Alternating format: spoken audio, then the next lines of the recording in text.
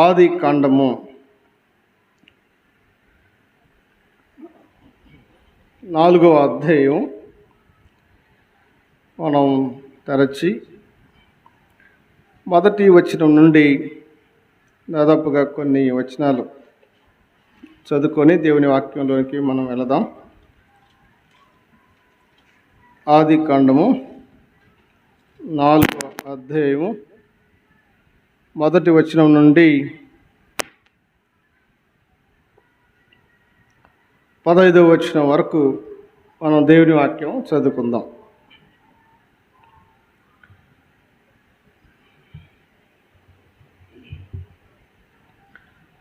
ఆది కాండం 4వ అధ్యాయము మొదటి వచనం నుండి 15వ వచనం వరకు ఇది ఒక పారాగ్రాఫ్. దీని అంతటి నేను చదువుతాను.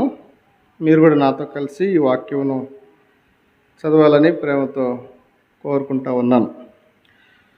ఆదాము తన భార్య అయిన అవ్వను కూడినప్పుడు ఆమె గర్భవతి అయి కయ్యూనును కని, యెహోవా దయ వలన నేను ఒక మనిషిని సంపాదించుకున్నాను అనెను.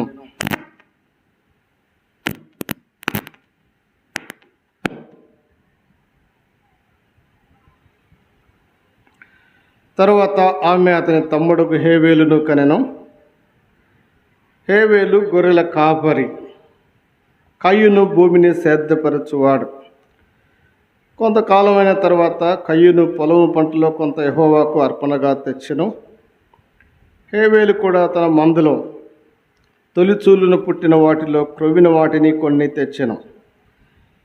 యెహోవా హేబేలును అతని అర్పణను లక్ష్యపెట్టెను. కయ్యూనును అతని అర్పణను ఆయన లక్ష్య పెట్టలేదు. కాబట్టి కయ్యూనుకు మిక్కిలి కోపం వచ్చి అతడు తన ముఖము చిన్నబుచ్చుకొనగా, యెహోవా కయ్యూనుతో, నీకు కోపమేలా? ముఖము చిన్నబుచ్చుకొని ఉన్నావేమి? నీవు సత్క్రియ చేసిన ఎడల తలనెత్తుకొనవా? సత్క్రియ చేయని ఎడల వాకిట పాపము పొంచి ఉండును. నీ ఎడల దానికి వాంఛ కలుగును, నువ్వు దాన్ని ఏలుదువు అనెను. కయ్యూను తన తమ్ముడైన హేబేలుతో మాట్లాడెను. వారు పొలములో ఉన్నప్పుడు కయ్యూను తన తమ్ముడైన హేబేలు మీద పడి అతనిని చంపెను. యెహోవా నీ తమ్ముడైన హేబేలు ఎక్కడనున్నాడని కయ్యూను అడగగా, అతడు, నేను ఎరగను, నా తమ్మునికి నేను కావలివాడనా అనెను. అప్పుడు ఆయన, నువ్వు చేసిన పని ఏమిటి? నీ తమ్ముని రక్తము యొక్క స్వరం నేలలో నుండి నాకు మొరపెట్టుచున్నది. కావున నీ తమ్ముని రక్తమును నీ చేతుల నుండి పుచ్చుకొనుటకు నోరు తెరచిన ఈ నేల మీద ఉండకుండా నీవు శపింపబడిన వాడవు. నీవు నేలను సేద్యపరిచినప్పుడు అది తన సారమునికి మీద నీకు ఇయ్యదు. నీవు భూమి మీద దిగులు పడుచు దేశ దిమ్మరువై ఉందువు అనెను. అందుకు కయ్యూను, నా దోష శిక్ష నేను భరింపలేనంత గొప్పది. నేడు ఈ ప్రదేశం నుండి నన్ను వెళ్ళగొట్టితివి. నీ సన్నిధికి రాకుండా వెలివేయబడి దిగులు పడుచు భూమి మీద దేశ దిమ్మరునై ఉందును.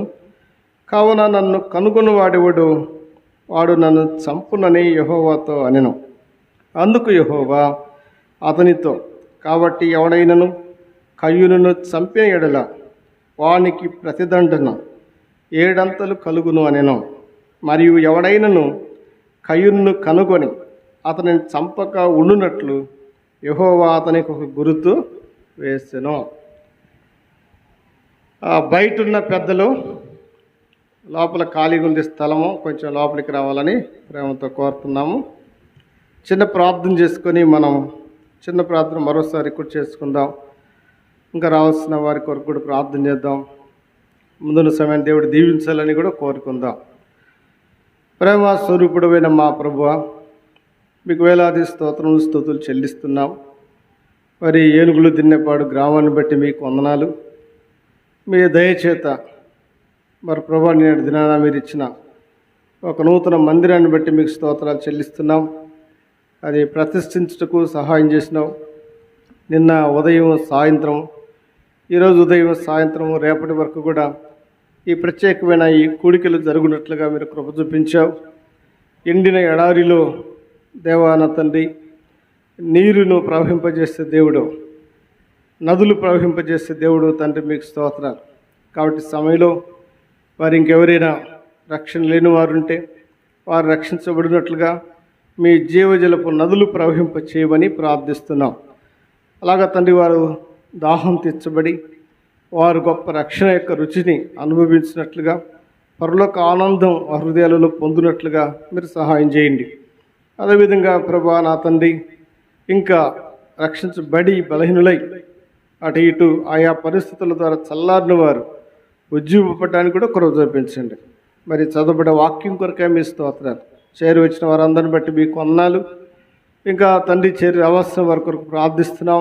ఆయా పనుల మీద కానీ ఏదైనా ఇంకా ఆటంకం అభ్యంతరాల చేత కూడా రాలేకపోయి ఉండింటే వారు కూడా త్వరపెట్టి నడిపించమని ప్రార్థిస్తున్నాం. ముందు సమయం కొరకు ప్రార్థిస్తున్నాం.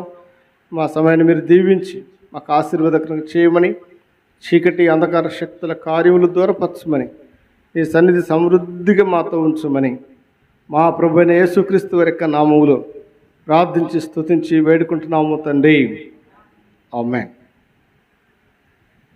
కొండయ్య గారు బయటికి వెళ్ళి వాళ్ళు లోపల తీసుకురా కొంచెం. ఎలిషా కొన్ని కుర్చీలు తెచ్చి లోపలేండి, పురుషులకు వెళ్ళి బయట ఉంటాయేమో తెచ్చి లోపల.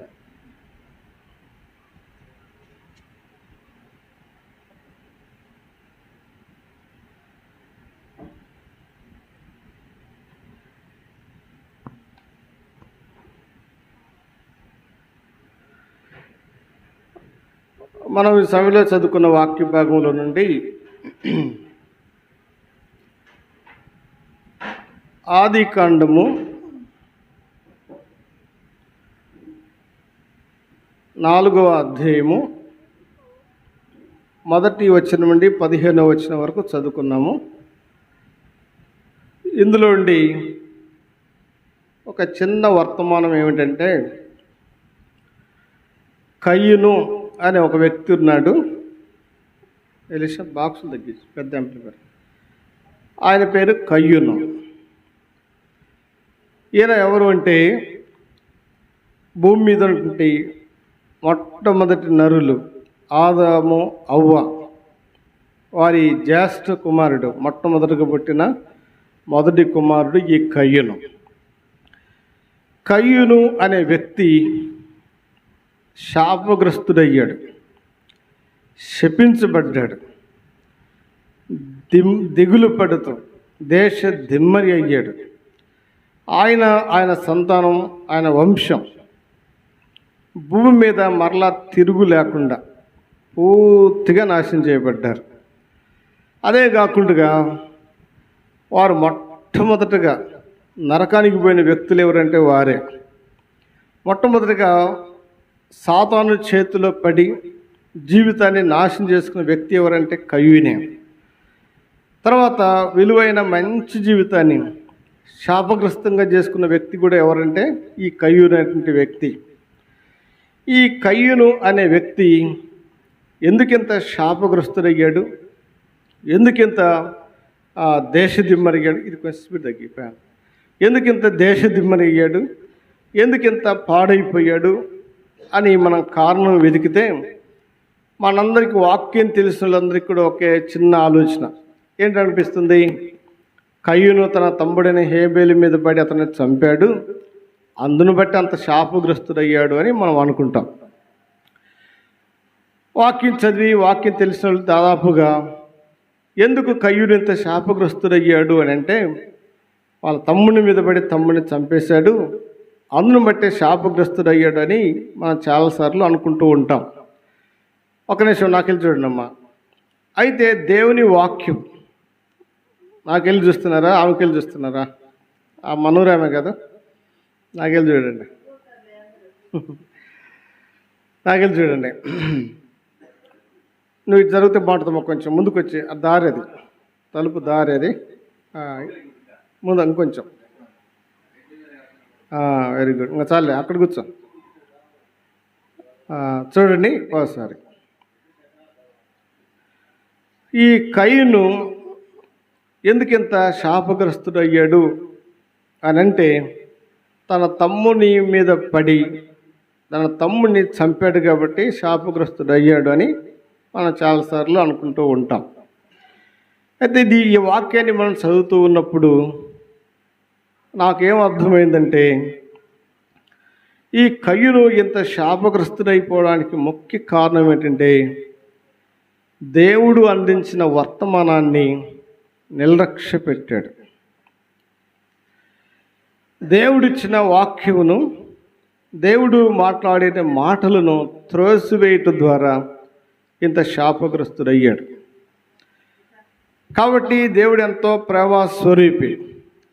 చూడండి, నాకెళ్ళి చూడండి, కొంచెం నా వైపే మీరు దృష్టి పెట్టి, నా వైపే కొంచెం మనసు పెట్టి, మంచి వాక్యం ఏంటంటే బైబిల్ గ్రంథంలో వాక్యం విని దాన్ని గ్రహించువాడు 30 అంతలు 60 అంతలు 100 అంతలు ఫలించును అని రాయబడింది. ఆ వాక్యం ఒకసారి మేము మీటింగ్స్ కొరకై స్టేజ్ మీదకని రాయించి దేవుని వాక్యం విని గ్రహించేవాడు 30 అంతలు 100 అంతలు ఫలించును, 30 అంతలు 60 అంతలు 100 అంతలు ఫలించును అనే వాక్యం గుర్తొస్తే అది వేయించాం మీటింగ్లప్పుడు స్టేజ్ మీదకి. అయితే మీటింగ్స్ అయిపోయిన తర్వాత దాన్ని ఎక్కడ పెట్టే స్నీపొద్దని చెప్పి ఇక్కడే పైన మన చర్చిలోనే దాన్ని కట్టాను. ఒకసారి అనుకోకుండా ఆ వాక్యం వైపు చూశాను. కింద కూర్చొని బైబిల్ చదువుకుంటున్నాను ఒక్కడిని. అటు చూడగానే దేవుని వాక్యం విని గ్రహించేవాడు 30 అంతలు 60 అంతలు 100 అంతలు ఫలించును అని రాయబడింది. అనగా నాకు వెంటనే లైట్ వెలిగినట్టుగా నాకేమనిపించిందంటే, ఎంత సులువు అనిపించింది. ఏంటి ఆ సులువు అంటే, దేవుని వాక్యం వినడం, గ్రహించడం, అంతే. దేవుని వాక్యం వినడం, గ్రహించడం. ఏం చేయాలి మనము? వాక్యం వినాలి, తర్వాత కొంచెం గ్రహించాలి, అంటే కొంచెం నెమరేసుకోవాలి. గొర్రెలు మేత మేస్తాయి, తర్వాత ఆ మేతను నెమరేసుకుంటాయి. గొర్రెలైనా పశువులు ఏమైనా సరే మేత మేస్తాయి, ఆ మేతను నెమరి వేస్తాయి. జీర్ణమైపోయి అది ఒంటికి బలాన్ని ఇస్తుంది. అదేవిధంగా మనం చేసే భోజనం కూడా మనం ఆరోగ్యంగా ఉండాలి, బలం కలిగి ఉండాలి అని అంటే మనం ఆహారం తీసుకోవాలి, ఆహారం కావాలి, ఆహారం తినాలి. ఆ ఆహారం మనకు జీర్ణం కావాలి. అది కడుపులో జీర్ణమైనప్పుడు దానిలోనే మనకు శక్తి వస్తుంది. కాబట్టి దేవుని వాక్యం విని గ్రహించువాడు అని రాయబడింది. నాకు ఆశ్చర్యం వేసింది. ఎంత సులువు, ఎంత తేలిక అనిపించింది. ఏంటంటే, దేవుని వాక్యం విని గ్రహించువాడు ఫలిస్తాడు అని రాయబడింది. దేవుని వాక్యం విని గ్రహించువాడు ఫలిస్తాడు అని రాయబడింది. నాకు వెంటనే 2 తలంపులు వచ్చాయి. ఏంటంటే, దేవుని వాక్యం ఎవరైతే విని గ్రహిస్తారో వారు రక్షించబడతారు. దేవుని వాక్యం విని, నిజంగా మీరు ఏం చదువుకోకపోయినా, ఏమి చదువులేనులైనా సరే, నిజంగా ఎంత అద్భుతమో. చాలామంది ఏమి చదువులేని వాళ్ళు, ఏమి నాగరికత తెలియని వాళ్ళు, అంటే బాగా పల్లెటూరులో పుట్టిన వాళ్ళు కూడా మంచి విశ్వాసులు అయ్యారు, చాలా దేవుళ్ళు ఎదిగారు, చాలా దీవించబడ్డారు, చాలా బలపరచబడ్డారు. కారణం ఏంటంటే, మీరు ఏమి చేయాల్సిన అవసరం లేదు, వాక్యం విని గ్రహిస్తే చాలు. వాక్యం విని గ్రహించడం ద్వారా వృద్ధాప్యంలో ఉన్న వృద్ధులు అయితే కొంతమందికి ఎంత తెలివి ఉంటుందంటే, ఎంత జ్ఞానం ఉంటుందంటే, ఒక ఆమె ఏమీ చదువుకోలేదు, నిలవబడి పాట పాడితే పాట అంతా ప్రార్థన చేస్తుంది. ఆమెకి ఎంత తెలివి అనిపిస్తుంది, ఎంత జ్ఞానం అనిపిస్తుందో. పాట పాడితే పాట అంతా ప్రార్థన చేస్తుంది. అంత గ్రహింపు అనమాట, అంత జ్ఞానం. అంటే పాట వినేది బాగా, పాట పాడుతున్నప్పుడు బాగా వింటుంది. ఒకరాసారి అపరాధిని యేసయ్య కృప చూపి బ్రోమయ్య అనే పాట పాడుతూ ఉంటుంటే, బల్లెంపు పోటు నేనే నిన్ను గక్కున పొడిచానయ్యా, నీ చేతులకు మేకులు నేనే దిగగొట్టానయ్యా, నేనే దోషిని ప్రభా అని వచనాలన్నీ పాడుతుంటుంటే, మొత్తం ఆ తర్వాత ఆ పాట అంతా ప్రార్థన చేసింది ఆమె.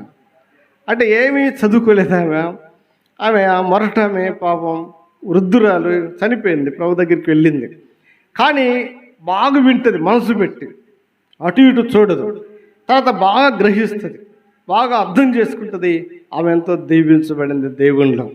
కాబట్టి భూమి మీద మరి చాలామంది పెద్దలు, వృద్ధులు, తర్వాత బలహీనులు, ఏమి చదువు లేనోళ్ళు, అక్షర జ్ఞానం కూడా లేనోళ్ళు రక్షించబడి మారుమనసు పొంది బాప్తిజం తీసుకొని మంచి ప్రార్థన పరులై మంచి విశ్వాసులై ఎందుకు దీవించబడ్డారంటే వారు దేవుని వాక్యం విని గ్రహించడం ద్వారా. ఒక ఆయన ఏమీ చదువులేదు పాపం, ఆయన మాతో పాటు తిరుగుతూ ఉండేవాడు. మేము చర్చిలో నాకు పెళ్లి కాలేదు, చర్చిలో పడుకుంటే ఆయన కూడా మాతో పాటు పడుకుండేవాడు. ఆయనకి పెళ్ళయింది, 2 కొడుకులు. అయితే భార్య చనిపోయింది. అయితే కొడుకులు వాళ్ళు పనిచేసుకుని బ్రతుకుతుంటే ఈయన దేవుని సేవకుల మధ్యలో బ్రతుకుతూ ఉంటాడు. అయితే 8 వచనాలు ఉండే పాటంతా కూడా కంఠస్థంగా పాడతాడు. వీధిలో నిలవబెడితే ఆయనకు వచ్చినంత పెద్ద పాట అయినా సరే మొత్తం పాడతాడు, చాలా బాగా పాడతాడు. ఆయన 3 గంటలకు లేసి మోకరించి మూలుగుతా ఎక్కువ ప్రార్థన చేస్తాడు. ఏమీ చదువుకోలేదు పాపం, కానీ ఆయనకు మంచి గ్రహింపు. ఎవరన్నా పాడుతుంటే వాక్యం చెబుతుంటే వింటాడు, గ్రహించుకుంటాడు. ఆయన చాలా దేవునిలో ఎదుగుతూ వచ్చాడు. కాబట్టి ఈరోజు ఆ వాక్యంలోంచి ఒక మాట ఏంటంటే, దేవుని వాక్యం విని గ్రహించువాడు ఫలిస్తాడు. దేవుని వాక్యం విని నువ్వు గ్రహించితే చాలు, నువ్వు దీవించబడతావు, నువ్వు ఆశీర్వదించబడతావు. దేవుని వాక్యం విని గ్రహించేవారు, రక్షణ లేని వారు రక్షించబడతారు, రక్షించబడేవారు తప్పకుండా ఎదుగుతారు, ఫలిస్తారు. కాబట్టి వాక్యం విని గ్రహించువారు 30 60 100 ఫలించడం అంటే, ఎవరైతే వాక్యం మీద దృష్టి పెట్టి మనసు పెట్టి వాక్యం వింటారో వారు తప్పకుండా రక్షించబడతారు. ఎవరైతే వాక్యం విని గ్రహిస్తారో వారు తప్పకుండా దేవునిలో ఎదుగుతారు. కాబట్టి మీరేమనుకోకుండా కొంచెం నా వైపే చూస్తూ మీరు అటు ఇటు కూడా, నేను కొన్నిసార్లు దైవసేవకులు వాక్యం చెబుతూ ఉంటుంటే, ఒక ఆయన చెప్తుంటే దైవసేవకుడు 4 పాయింట్లు చెప్తా ఉన్నాడు. 3వ పాయింట్ చెప్పేటప్పుడు నేనేం చేశానంటే, వాక్యం చదువుకుని ఇంకొక వాక్యం చదువుతా పక్కకి వెళ్ళిపోయాను. అంటే ముందే కూర్చున్నాను, ఎదురుగా ఉన్నాను, బైబిల్ తెరుచున్నాను, ఇంకొక వాక్యం చదువుతూ దాంట్లో గడుపుతూ వచ్చాను. ఆయన చెప్పిన 3వ పాయింట్ నాకు మిస్ అయిపోయింది. అయ్యో, ఎంత కొంచెం మనం డైవర్ట్ అయిపోతే, కొంచెం పక్కకి వెళ్ళిపోతే ఎంత వాక్యం పోగొట్టుకుంటామేమో అనిపించింది. అట్లా అనిపించింది. అందుకోసం ఈ వాక్యం చెప్తున్న సమయం చాలా విలువైంది, చాలా శ్రేష్టమైంది. ఆ కొద్ది సమయాన్ని మనం బాగా దృష్టి పెట్టి వాక్యం మీద మనసు పెట్టి వాక్యం వింటూ ఉంటుంటే వాక్యం మనసులోకి వెళ్ళిపోద్ది, హృదయంలోనికి వెళ్ళిపోద్ది. వాక్యమే హృదయంలో కార్యసిద్ధి కలుగు చేస్తుందంట. ఆ వాక్యమే మీలో క్రియ కలుగు చేసిన, ఆ వాక్యం మీలో కార్యసిద్ధి కలుగు చేసిన అని రాయబడింది. కాబట్టి మనం దేవుని వాక్యం వింటే చాలు, గ్రహిస్తే చాలు, దాని ప్రకారం గైకుంటాం, జీవిస్తాం, దేవుడే సహాయం చేస్తాడు. కాబట్టి అలాంటిది దేవుని యొక్క వాక్యం. కాబట్టి మీరు జాగ్రత్తగా వాక్యం వినాలని కోరుతున్నాను.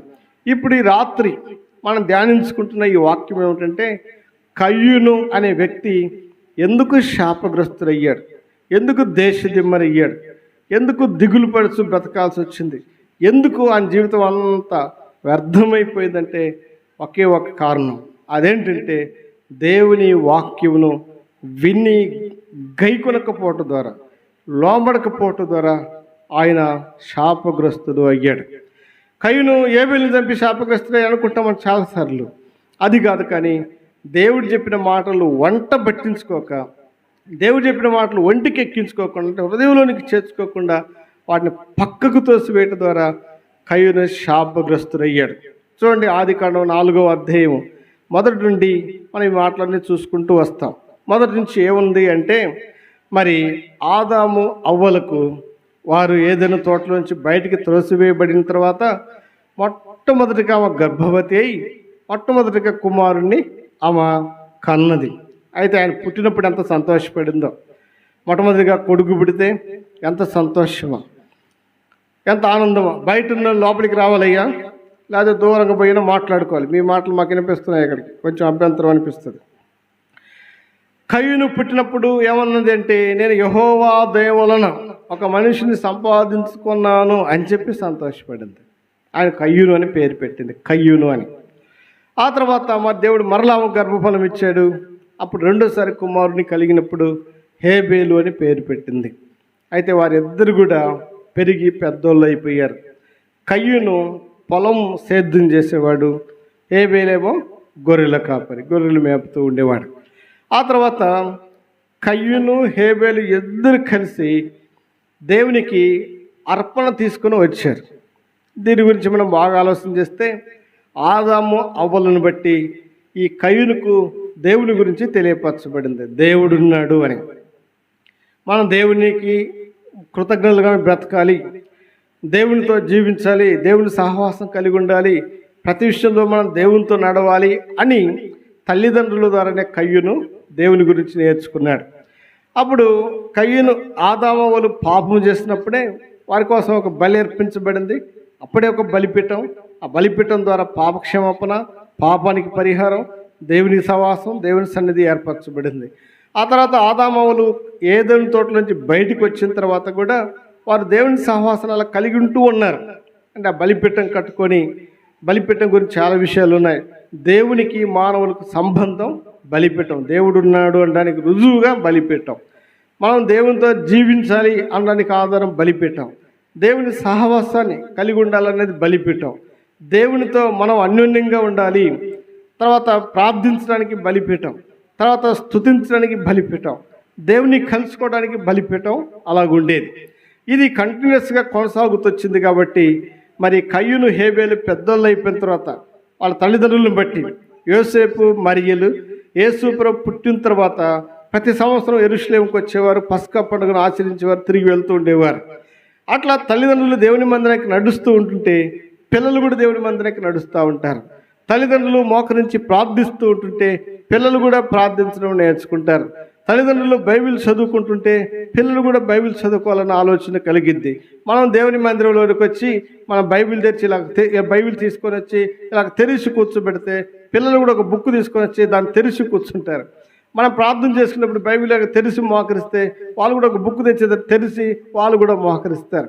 ఈ విధంగా తల్లి మరి చెంగు ఒకటి తల మీద వేసుకొని ప్రార్థన చేసుకుంటుంటే చిన్నపిల్లలు వాళ్ళమ్మ చెంగో లేకపోతే కూడా టవలో తెచ్చి తల మీద వేసుకొని వారు కూడా మోకరించేలాగా ప్రార్థన చేస్తూ ఉంటారు. అంటే మనం చూసి వారు చాలా నేర్చుకుంటారు. మనం నోటితో చెప్పే మాటల కంటే కూడా మనం చేసే పనులన్నింటిని బట్టి పిల్లలు ఎక్కువగా నేర్చుకుంటారంట. తల్లి అంట్లు తోముతూ ఉంటుంటే ఈ సంవత్సరం పిల్ల, 2 సంవత్సరాల పిల్ల కూడా వెళ్ళి ఏమో చేతి పెట్టి ఆ అంట్లన్నీ తోముతూ ఉంటుంటుంది. తల్లి బట్టలు ఉతుకుతుంటుంటే ఈ పిల్లలు కూడా వెళ్ళి ఈ బట్టలు దేవడమో లేకపోతే రుద్దడమో సబ్బంత పెట్టి పాడు చేయడమో అట్లా నేర్చుకుంటుంటారు. అట్లా చాలా విషయాలు తల్లిదండ్రులను బట్టి పిల్లలు నేర్చుకుంటూ ఉంటారు. ఆ విధంగా కయ్యూను హేబేలు అర్పణ తీసుకొని దేవుని దగ్గరికి వచ్చినారంటే వాళ్ళ అమ్మ నాన్నను బట్టి, తల్లిదండ్రులను బట్టి వారు దేవుని విషయాలు నేర్చుకున్నారు. తల్లిదండ్రులను బట్టి దేవుని సంగతులు నేర్చుకున్నారు. తల్లిదండ్రులను బట్టి వారు దేవుని దగ్గరికి రావడం కూడా నేర్చుకున్నారు. ఈరోజు మీ పిల్లలు దేవుని మందిరానికి వచ్చే అలవాటు లేదంటే, దేవుని సంగతులు తెలియదని అంటే మీరే చాలా పెద్ద తప్పు చేస్తున్నారంట.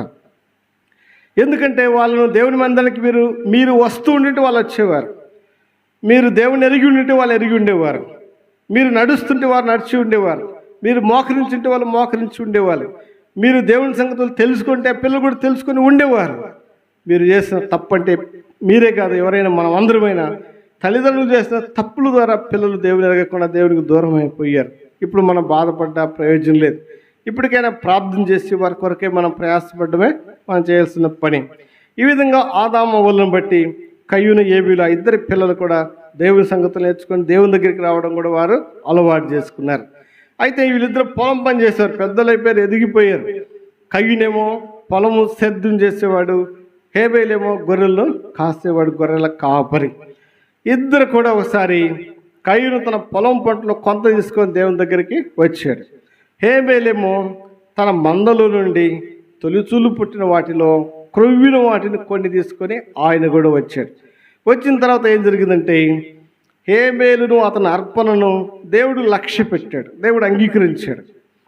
ఆ బలిపీఠం దగ్గర తీసుకొచ్చి ఆ గొర్రె పిల్లను బలి చేసేసి ఆ బలిపీఠం మీద పెడితే ఆకాశం నుంచి అగ్ని దిగి వచ్చి బలిపీఠం మీద అర్పణ కాల్చి వేస్తుంది. అయితే హేబేలు తీసుకొచ్చి అర్పణ అక్కడ పెట్టాడు.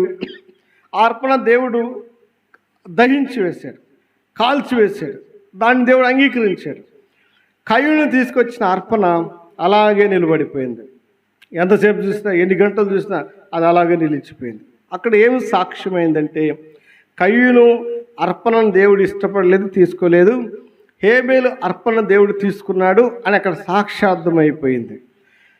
అక్కడ ఏం జరిగిందంటే హేబేలును అతని అర్పణను దేవుడు లక్ష్య పెట్టాడు, కయ్యూను అతని అర్పణను దేవుడు లక్ష్య పెట్టలేదు. దేవుని వాక్యంలో మనకు బాగా తెలుసు.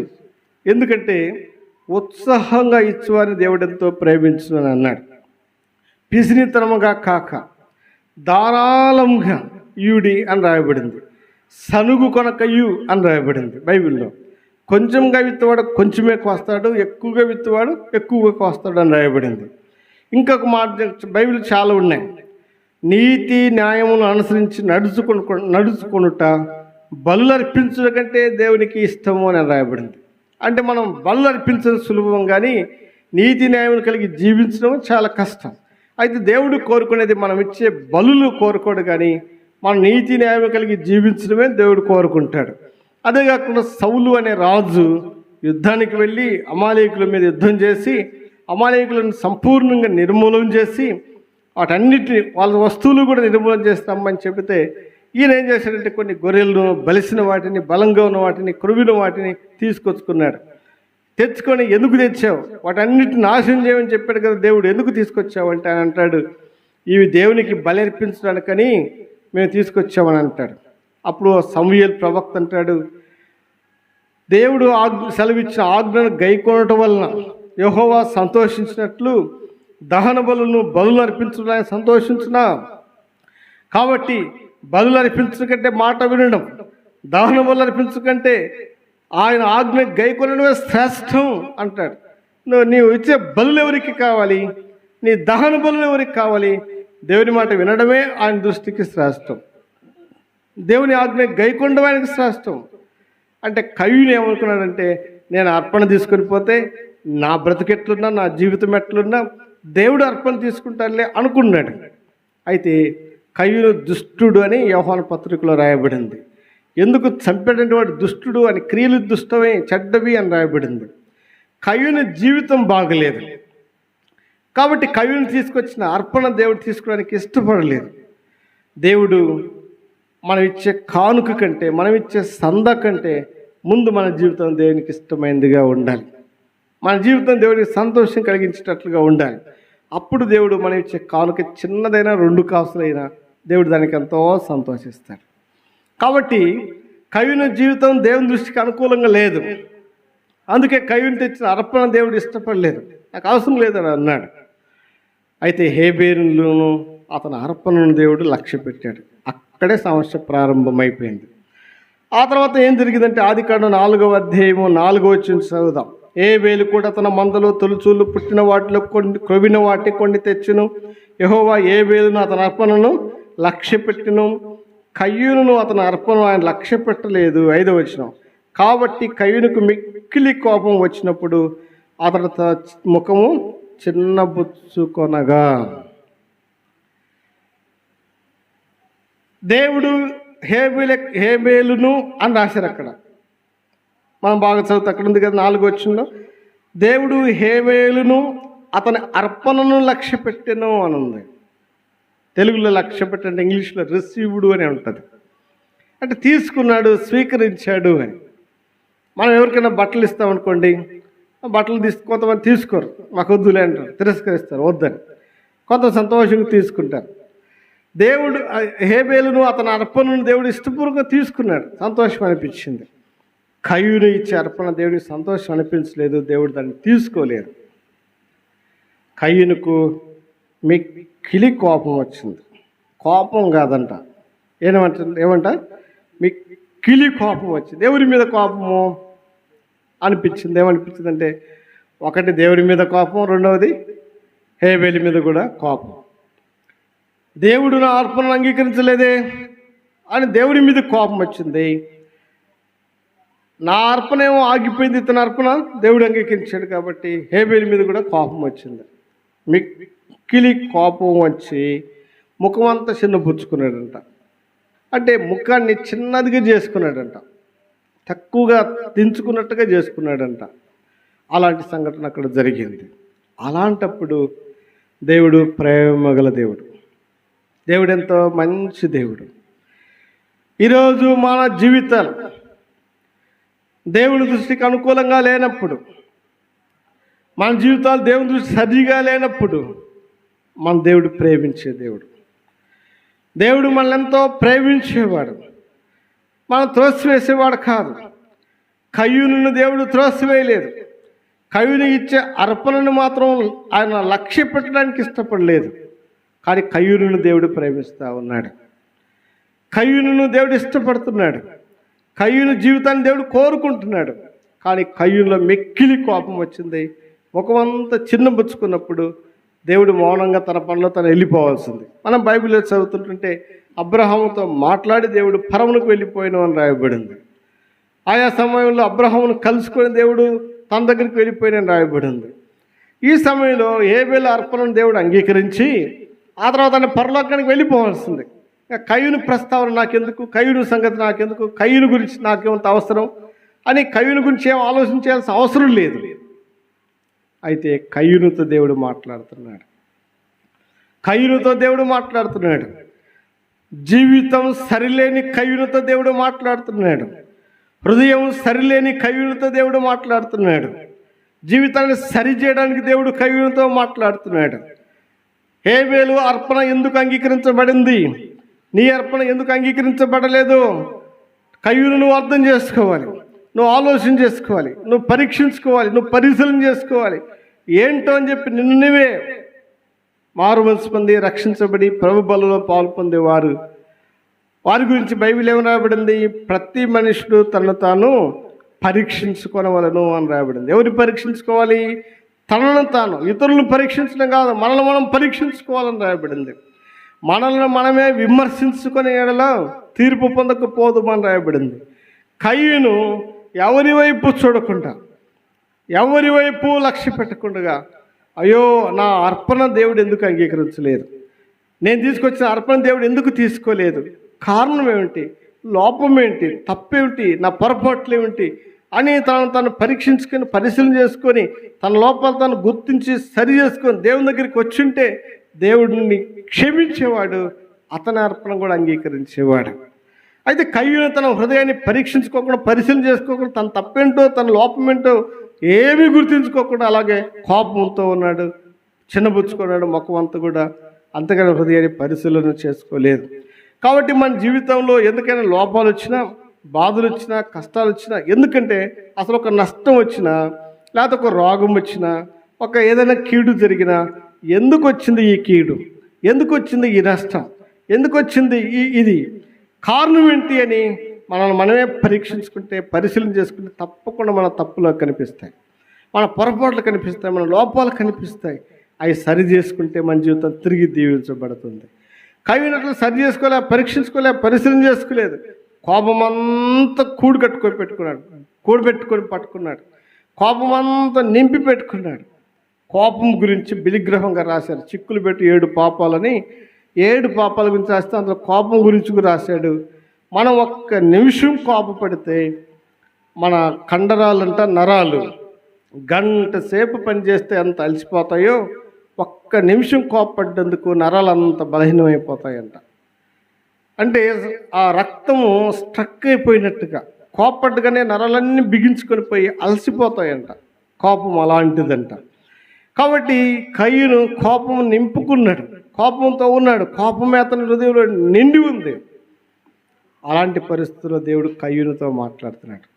నాకేమనిపించిందంటే, కయ్యూనుతో దేవుడు మాట్లాడాల్సిన అవసరం ఏముంది? కయ్యూనుతో పలకరించాల్సిన అవసరం ఏముంది? కయ్యూనుతో ముచ్చరించాల్సిన అవసరం ఏముంది? కయ్యూనుని హెచ్చరించాల్సిన అవసరం ఏముంది? కయ్యూను అర్పణ ఆయన అంగీకరించలేదు. హేబెలు అర్పణ అంగీకరించాడు, పరలోకానికి వెళ్ళిపోవచ్చు. కానీ కయ్యూనుతో మాట్లాడాల్సిన అవసరం ఏముందంటే, కయ్యూను జీవితాన్ని సరిచేద్దాము అని, కయ్యూను జీవితాన్ని హేబెలు జీవితం వల్లే చేద్దామని ఆశతో, కయ్యూను జీవితాన్ని సరిచేద్దామని, చక్కపరుద్దామని దేవుడు ప్రేమతో మాట్లాడుతూ ఉన్నాడు. ఇక్కడ దేవుడి ప్రేమ కనిపిస్తుంది. బైబిల్ గ్రంథమంతా దేవుని యొక్క నిజ ప్రేమ పరిశుద్ధ గ్రంథమందు ఉన్నది. పఠించు సోదరా, పరీక్షించు సోదరా, పరిశీలించు సోదరా అని దైవజనుడు పాట రాశారు. దేవుని నిజ ప్రేమ పరిశుద్ధ గ్రంథమందు ఉంది. ఆదికాండం నుంచి ప్రకటన గ్రంథం వరకు కూడా మానవులందరి మీద దేవుని ప్రేమ కనిపిస్తూ ఉంది. అందుకే బైబిల్లో పెద్ద మాట రాశారు. ఎవరో ఆయన అన్నారు, అంతకంటే పెద్ద మాట ఇంకోటి లేదన్నారు. ఏంటంటే అది, దేవుడు లోకమును ఎంతో ప్రేమించను. ఇదేనంట బైబిల్ అంతటికి మంచి పెద్ద మాట, మంచి విలువైన మాట. దేవుడు లోకమును ఎంతో ప్రేమించను. దేవుని ప్రేమ, దేశం అంటే మట్టి కాదు, దేశం అంటే మనుషులు. దేవుడు లోకమును ప్రేమించినట్టే లోకంలో మనల్ని అందరినీ దేవుడు ఎంతో ప్రేమించాడు, ఎంతో ప్రేమిస్తున్నాడు, ఇంకా ప్రేమిస్తూనే ఉన్నాడు. దేవుడు మనల్ని ఎంత ప్రేమిస్తున్నాడు. బైబిల్లో మనం చదువుతాము, ఈ చిన్నవారిలో ఒక్కడు నశించడం మీ పరలోకపు తండ్రి చిత్తం కాదు అని. ఒక్కడు కూడా మిస్ కాకూడదంట. పౌలు కొరింథీ పత్రిక రాసేటప్పుడు సిలువ వ్యర్థం కాకున్నట్లు వాక్చాతుర్యం లేకుండా దాన్ని ప్రకటించడానికి నేను పిలువబడి ఉన్నాను అంటాడు. సిలువ వ్యర్థం కాకూడదని అంటాడు.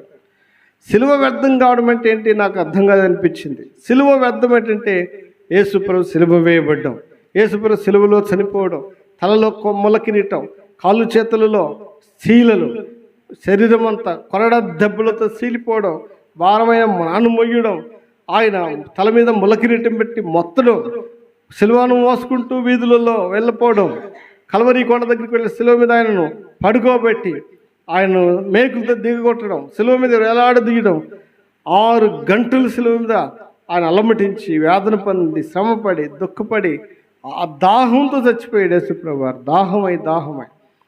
దాహం దప్పికొంటున్నాను అడిగితే నీళ్ళు, ఒక గ్లాస్ నీళ్ళు కూడా ఇవ్వలేదు. చేదు చిరకనిచ్చారు, అది పుచ్చుకొని ఆయన ప్రాణం విడిచారు. దాహంతోనే ప్రాణం పోయింది ఆయన ప్రాణం. అంత కఠినమైన కఠోరమైన చావు యేసుప్రభు శిలువ మీద పొందాడు. ఆయన ఏ పాపము చేయలేదు, ఏ దోషము చేయలేదు, ఏ నేరం ఆయనలో లేదు. నిరపరాధి, నిర్దోషి, నిష్కల్మషుడు, పాపులో చేరక ప్రత్యేకంగా ఉన్నవాడు. ఎందుకు ప్రభు శిలువలో అంత ఘోరమైన చావు, ఎందుకు అంత మరణం అంటే బైబిల్లో రాయబడింది, మనము పాపముల విషయమై చనిపోయి నీతి విషయమై జీవించినట్లు ఆయనే మన పాపములను మరణం మీద మ్రోసుకొనెను అని రాయబడింది. మనం పాపం విషయంలో చచ్చిపోయి మన పాపము చచ్చి మన నీతి విషయంలో దేవుని పిల్లంగా తెచ్చబడి బ్రతుకుడు కొరకై మన పాపములన్నీ ఆ మాను మీద మోసాడు యేసుక్రీస్తు వారు. ఇంకా చెప్పాలంటే ఇదిగో లోక పాపములను మోసుకొని పోవు దేవుని గొర్రె పిల్ల యేసుప్రభు వారు మన పాపములన్నీ కూడా సిలువ మీద మోసాడు. ఆయన మనం బ్రతకాలని ఆయన చచ్చిపోయాడు, మనకు జీవం ఇవ్వడానికి ఆయన మరణం పొందాడు, మనము రక్షించబడ్డానికి ఆయన శిక్ష భరించాడు, మన పరలోకం చేరడానికి ఆయన నరకం యొక్క కోపాన్ని, పాతాళం యొక్క బాధను ఆ సిలువ మీద అనుభవించాడు.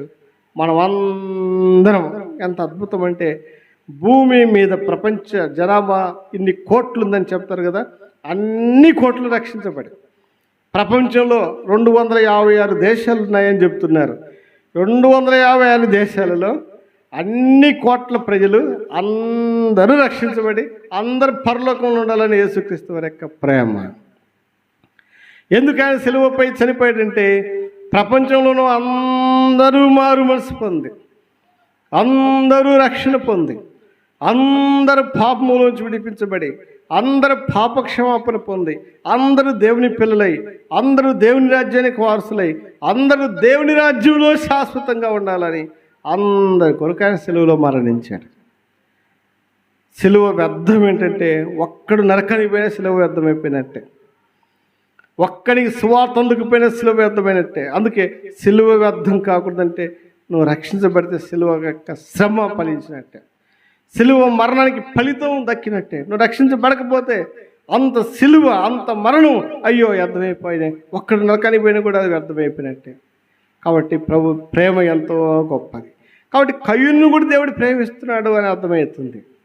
కయ్యూను ప్రేమించాల్సిన అవసరం ఏంటంటే కయ్యూను మీద కూడా దేవుడి ప్రేమ ఎంతో ఉంది. అయితే కయ్యూనుతో దేవుడు మాట్లాడుతూ వచ్చాడు.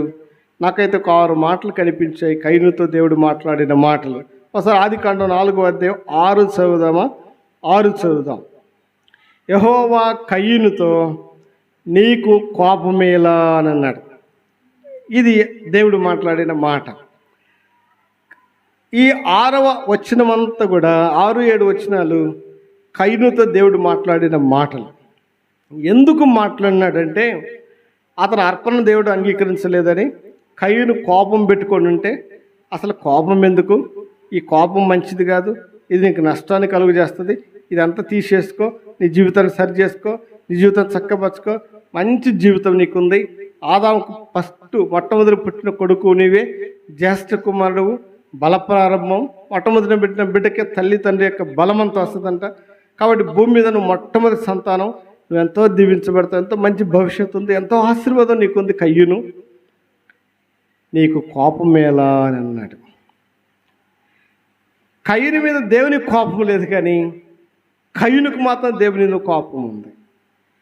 నీకు కోపమేలా అని మాట్లాడుతున్నాడు. నిజంగా కయ్యూను దేవుడు ద్వేషించేవాడైతే, దూషించేవాడైతే కయ్యూనుతో మాట్లాడేవాడు కాదు దేవుడు. కానీ కయ్యూను హృదయ స్థితి బాగలేదని, అతని హృదయాలోచనలు బాగలేవని, అతని హృదయంలోని చెడుతనం బాగలేదని కయ్యూనుతో మాట్లాడి కయ్యూను జీవితాన్ని సరిచేద్దామని ఉద్దేశం చేతనే దేవుడు 6-7 వచనాల్లో ఈ మాటలు మాట్లాడుతూ వచ్చాడు. మొట్టమొదటిగా నేను చెప్పానంటే కయ్యూనుతో నీకు కోపమేలా అని క్వశ్చన్ మార్క్ కూడా వేశారు. ఎందుకు కోపడుతున్నా కయ్యూను అని దేవుడు మాట్లాడాడు. తర్వాత రెండో మాట ఏంటంటే ముఖం చిన్నబుచ్చుకున్నావేమి, ముఖాన్ని చిన్నదిగా చేసుకున్నావేమి, తక్కువగా చేసుకున్నావేమి, నీ ముఖం అంతా చిన్నబోయినట్టుగా చేసుకున్నావు ఎందుకు కయ్యూను అని రెండో మాట కూడా అడిగాడు. మూడో మాట ఏమన్నాడు, నీవు సత్క్రియ చేసిన ఎడల తలనెత్తుకొనవా, నువ్వు సత్క్రియ చేసిన ఎడల తలనెత్తుకొనవా. ఇదొక మంచి క్వశ్చన్. నీకు కోపమేలా అన్నాడు. నీ ముఖం చిన్నబుచ్చుకున్నవేమి, అది కూడా క్వశ్చనే. తర్వాత అంటాడు నువ్వు సత్క్రియ చేసిన ఎడల తలనెత్తుకొనవా అని. మీరు ఎప్పుడన్నా పోలీస్ స్టేషన్లో, అందరికి టీవీలు ఉంటున్నాయి కాబట్టి టీవీలలో చూస్తూ ఉంటుంటాం, పేపర్లో కూడా చూస్తుంటుంటాం. తప్పు చేసిన వాళ్ళు, నేరస్తులు, దోషులు పోలీస్ స్టేషన్లోకి వచ్చినప్పుడు పోలీసు వాళ్ళ దగ్గర చేతులు కట్టుకొని ఎలా ఉంటారు, ముఖం కనపడకుండా తల కిందికి పెట్టుకొని తల కప్పుకుంటారు, తల చూపించడానికి ఇష్టపడరు. కొంతమంది అయితే ముసుగు వేసుకుంటారు, ఆ కొంతమంది మీద ఏమో ముసుగు కప్పుతారు. ఎందుకంటే వాళ్ళ ముఖాలు చూపించడానికి వాళ్ళు ఇష్టపడరు, అంటే సిగ్గుపడతారు. నువ్వు సత్క్రియ చేసిన ఇలా తలనెత్తుకొనవా. సత్క్రియ అంటే మంచి పని చేస్తున్న తలెత్తుకోవా. వాక్యం ఉంది, పాపం ప్రజలకు అవమానం తెచ్చును, నీతి జనులు గణతకెక్కుటకు కారణం అని రాయబడింది. అంటే నువ్వు మంచి పని చేస్తే, మీరే ఎందుకు బయటికి వెళ్ళి 10 మందికి మేలు చేసావు, 10 మందికి సహాయపడు, 10 మందికి ఉపయోగపడు, ఎందుకు మంచి అన్నం వండి 10 మందికి పెట్టినప్పుడు మీ ముఖం ఎలా కనిపిస్తుంది, 10 మందికి ఆకలి తీర్చిన సంతోషం కలుగుతుంది.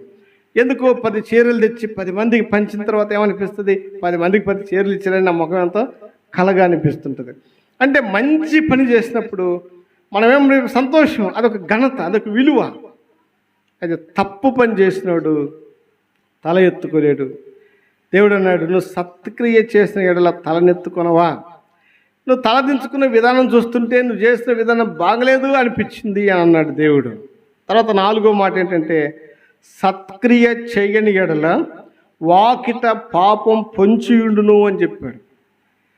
సత్క్రియ చేయకపోతే కయ్యూను, కొంచెం ఆలోచన చేసుకో. సత్క్రియ చేయకపోతే నష్టం ఏంటో తెలుసా, సత్క్రియ చేయకపోతే ప్రమాదం ఏంటో తెలుసా, పాపం పొంచి ఉంది అని చెప్పాడు. ఈ మాటలు చాలా మంచి మాటలు. నువ్వు చేసే పనులు మంచివైతే నీకు మంచిదే. నువ్వు చేస్తున్న పనులు మంచి పనులైతే నీకు ఎలాంటి ఇబ్బంది ఉండదు, ఆపద ఉండదు, ప్రమాదం ఉండదు, కీడు ఉండదు, నష్టం ఉండదు. నువ్వు చేసే పనులు మంచివైతే నీకు ఎలాంటి ఇబ్బందులు ఏమి ఉండవు. నువ్వు సత్క్రియ చేసిన ఎడల నువ్వు తల ఎత్తుకుంటావు. ఒకటేంటి, నువ్వు సత్క్రియ చేయని ఎడల పాపం పొంచి ఉండును అని అన్నాడు. నువ్వు చేసే పని మంచి పని కాకపోతే, నువ్వు చేసే క్రియ మంచి క్రియ కాకపోతే పాపం దగ్గర రెడీగా ఉంటుంది అని రాయబడింది. పాపం పొంచి ఉండును. పాపానికి మనమే చోటిస్తామంట, పాపానికి మనమే అవకాశం ఇస్తామంట. పాపం ఒక సైనికునిలాగా, పాపం ఒక యుద్ధ వీరునిలాగా, పాపం ఒక దొంగలాగా, పాపము బజార్లో, వీధిలో, ఇంటి ముందు, ఇంట్లో, మన చుట్టుపక్కలలో పాపం పంచుకొని ఉంటుందంట. బైబిల్ ఏం రాయబడింది, అపవాదికి చోటు ఇయ్యకుడి అని రాయబడింది. తర్వాత యూదా ఇస్కరియోతు హృదయంలో సాతాను ప్రవేశించును అని రాయబడింది. అతనికి ఆలోచన సాతాను పుట్టించును అని రాయబడింది. అపవాదికి చోటు ఇవ్వకపోతే అపవాది మన దగ్గరికే రాడు. కాబట్టి పాపానికి చోటు ఇవ్వకపోతే పాపం మన దగ్గరికే రాదు. ఎందుకంటే ఇంకా మీకు బాగా చెప్పాలంటే లోకంలో చాలా మంచి విషయాలు సెల్ ఫోన్లో ఉన్నాయి. సెల్ ఫోన్ చాలా మంచి పనులకు ఉపయోగపడుతుంది, చాలా చాలా మంచి పనులకు. నువ్వు ఏమి చేయాలన్నా టైలర్స్ పని చేసే ఈ జాకెట్ కుట్టే వాళ్ళు కూడా అది చూసి కటింగ్ నేర్చుకుంటా ఉన్నారు, కుట్టడం నేర్చుకుంటున్నారు. కార్ డ్రైవింగ్ నేర్చుకోవడానికి వీలుగా ఉంది. ఇంక చెప్పాలంటే హిందీ నేర్చుకోవాలన్నా, ఇంగ్లీష్ నేర్చుకోవాలన్నా, లేకపోతే గ్రీకు నేర్చుకోవాలన్నా, ఏదో భాషలు నేర్చుకోవాలన్నా, ఈ క్యాషియో నేర్చుకోవాలన్నా, తబలా నేర్చుకోవాలన్నా ఎన్ని పనులకు ఉపయోగపడుతుందో సెల్ ఫోన్. ఇంకా చాలా మంచి పనులకు ఉపయోగపడుతుంది మనకు తెలియని విషయాలు నేర్చుకోవడానికి, తెలుసుకోవడానికి. అయితే ఘోరమైన పాపాలకు కూడా ఉపయోగపడుతుంది, పనికిమాల పాపాలకు కూడా. ఆ పనికిమాల పాపాలని పెట్టాడంటే పనికిమాలనాడు పెట్టేది. వాడంత పనికిమాలనాడో, వాడంత చెడిపోయినాడో అవన్నీ పెట్టేది అలాంటి పనికిమాలనాడు. అయితే ఆ పనికిమాలనాడు పెట్టే పనికిమాల వాటిని చూసే పనికిమాలనాడు కూడా లోకంలో ఎక్కువ మంది ఉంటున్నారు. అయితే ఒకటేంటంటే నీ సెల్ ఫోన్ తీసుకొని చూస్తే నువ్వు చూసేటన్ని మంచివి అయితే ఇంకా నీకు ప్రమాదమే లేదు. దీని గురించి ధైర్యంగా గుండె మీద చేయి చేసుకొని నీకు ఎలాంటి ఇబ్బంది ఉండదని చెప్పవచ్చు. నువ్వు చూసే సెల్ ఫోన్లో ఏవైనా చెడ్డవి ఉన్నాయి అంటే నీ జీవితం ప్రమాదంలో పొంచి ఉంది, నీ జీవితానికి నష్టం పొంచి ఉంది, నీ జీవితాన్ని లాక్కోవడానికి సాతానుడు పొంచి ఉన్నాడు, పాపం పొంచి ఉంది. కాబట్టి నువ్వు చేసే సత్క్రియ, ఎందుకు సెల్ ఫోన్ చూస్తూ ఉన్నావు అనుకోండి, భార్య దగ్గరికి వచ్చిందనుకోండి, వెంటనే సెల్ ఫోన్ పక్కకు తిప్పినా లేదా సెల్ ఫోన్ నొక్కేసినా ఏదో తేడా వచ్చేసింది. భార్య రాగానే ఎందుకు పక్కకు పెట్టావు, లేదా ఎవరో చిరకలు ఎందుకు పక్కకు మార్చి ఉంటే ఏదో ఒక తేడా ఉందన్నమాట. నువ్వు సత్క్రియ చేయని ఎడల పాపం పొంచి ఉండును. కాబట్టి నువ్వు మంచి పనులు చేయకపోతే పాపం రెడీగా ఉంది, పాపం సిద్ధంగా ఉంది, పాపం దగ్గరలో ఉంది, పాపం పొంచి ఉంది. కయ్యూను అని చెప్పాడు. తర్వాత ఇంకొక మాట చెప్పాడు. ఏం చెప్పాడు? నీ ఎడల దానికి వాంఛ కలుగును. నిజంగా పాపం యొక్క లక్షణాలు ఏంటంటే అది పొంచి ఉంటుందంట, పాపానికే మన మీద వాంఛ కలుగుతుందంట, ఆశ కలుగుతుందంట. డిజైర్ అనేది ఇంగ్లీష్లో. పాపానికి మన మీద ఆశ కలుగుతుందంట. ఇప్పుడు ఒక మంచి అమ్మాయి ఏంటంటే అబ్బాయి అమ్మాయిని పాడు చేద్దామనే ఆశ ఎలా కలుగుతుందో, ఒక మంచి అబ్బాయి ఉంటే ఈ అబ్బాయిని ఎలాగ లోపరుచుకుందామనే ఆశ ఎలా కలుగుద్దో, మన మంచి జీవితాల మీద పాపానికి కూడా అంత ఆశ కలుగుద్దంట. ఈయనైతే పాపం చేయడానికి బాగా ఉపయోగపడతాడు అని పాపానికి మన మీద ఆశ కలుగుద్దంటే. అసలు చెప్తుంటే చిత్రంగా ఉంది. పాపం ఒక మనిషి అన్నట్టు కనిపిస్తుంది. పాపం అనేది పొంచి ఉంది అంటే అర్థం ఏంటంటే, మనము ఆ సామెతల గ్రంథం చదువుతూ ఉంటుంటే జార స్త్రీ ఉండి ఛాయకు పోకని మార్గం దూరంగా ఉంచుకొనము, వెళ్ళినడలా పరులకు నీ ఏమైనా బలమును, క్రూరులకు నీ జీవితకాలమును ఇచ్చివేతువు, నీ ఆస్తి వల్ల పరులు తృప్తి పొందుదురు, నీ కష్టార్జితం అన్యుల పాలవును, ఆ తర్వాత నీ శరీరం నీ మాంసం క్షీణించిపోవును, ఆ తర్వాత నువ్వు కూర్చొని మూలుగుచ్చు అప్పుడు ఏడుస్తావు. కాబట్టి నా కుమారుడా, జారస్త్రిని ఛాయకి పోక దాన్ని నీ మార్గం దాన్ని దూరంగా చేసుకో, దాన్ని నీడకు కూడా వెళ్ళొద్దు. వెళితే చాలా ప్రమాదం, చాలా నష్టం ఉంది అని దేవుడు చెప్తాడు. పాపానికి చోటు మనమే ఇస్తాం, పాపానికి అవకాశం మనమే ఇస్తాం. నువ్వు సత్క్రియ చేయని యెడల పాపం పొంచి ఉంటుంది. మనము చెడ్డ పనులు చేస్తున్నప్పుడు పాపానికి అవకాశం ఇస్తున్నట్టు మెల్లమెల్లగా పాపంలో పడిపోతాం, పాపంలో జారిపోతాం, పాపం మనల్ని పట్టుకొని వెళ్ళిపోద్ది. అందుకే రాయబడింది, నీ పాపము నిన్ను పట్టుకొని అనే సామెత సంఖ్యాకాండంలో రాయబడి ఉంది. దావీదు అంటాడు, నా దోషములను తరిమి పట్టుకొనగా, నా దోషములను తరిమి పట్టుకోగా నేను తల ఎత్తి చూడలేకపోతున్నా అంటాడు. నువ్వు సత్క్రియ చేయనిన పాపం పొంచి ఉండును అన్నాడు. తర్వాత నీ ఎడల దానికి వాంఛ కలుగును అని అన్నాడు. పాపానికి ఆశ కలుగుద్దంట. ఈ వ్యక్తి అయితే బాగుంటుంది, ఈ అబ్బాయి అయితే బాగుంటుంది, ఈ అమ్మాయి అయితే బాగుంటుందని పాపానికి మన మీద ఆశ కలుగుద్దంట. తర్వాత చివరికి ఏముందంటే నీవు దానిని ఏలుదువు అని అన్నాడు. నీవు దాన్ని ఏలుదువు అని చెప్తున్నాడు. దేన్ని ఏలుతావు? పాపాన్ని ఏలుతావు అన్నాడు. ఏంటి ఈ మాటలన్నీ విచిత్రంగా అనిపిస్తున్నాయి నాకైతే.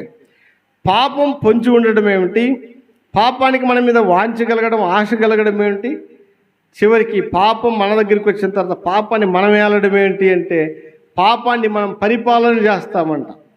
పాపాన్ని మనం పరిపాలన చేస్తామంట. పాపం మీద మన పరిపాలన. పంచాయతీ సర్పంచ్ ఎన్నుకొని పంచాయతీ మీద పరిపాలన చేసినట్టుగా మనం పాపం మీద పరిపాలన చేస్తామంట, పాపాన్ని ఏలుతుంటుంటామంట. మనం చేసేదంటే పాపాన్ని పరిపాలించడమే.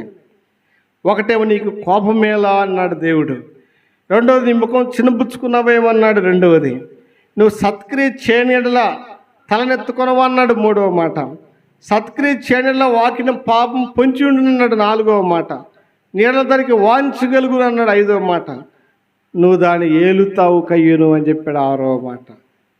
ఇదంతా ఈ 6 పాయింట్లు దేవుడు కయ్యుడికి చెప్పిన ఒక వర్తమానం అనిపించింది నాకు. ఈ 6 పాయింట్లు దేవుడు కయ్యునికి ఇచ్చినటువంటి ఒక ప్రసంగం అనిపించింది నాకు.